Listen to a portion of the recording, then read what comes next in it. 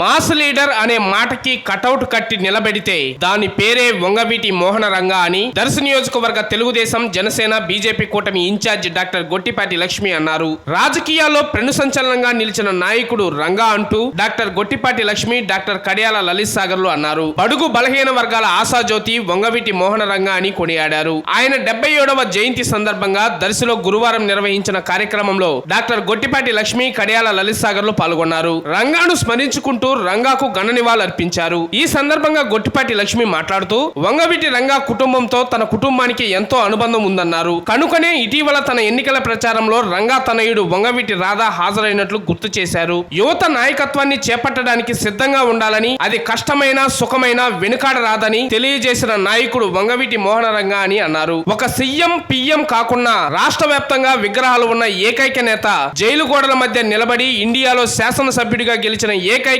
దమ్మున్న నాయకుడు వంగవీటి రంగా అని గుర్తు చేశారు. పేదలు బడుగు బలహీన వర్గాలకు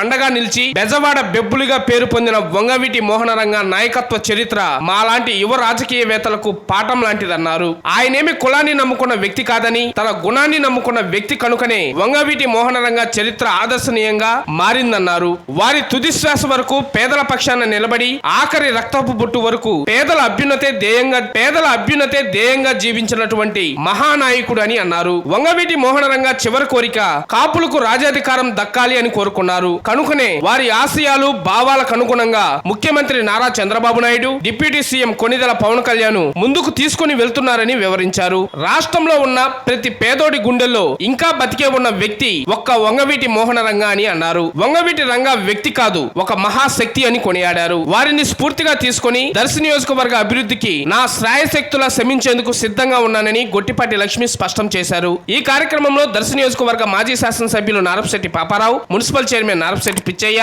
రంగా అభిమానులు, టీడీపీ జనసేన బీజేపీ నాయకులు, కార్యకర్తలు, అభిమానులు తదితరులు అధిక సంఖ్యలో పాల్గొన్నారు.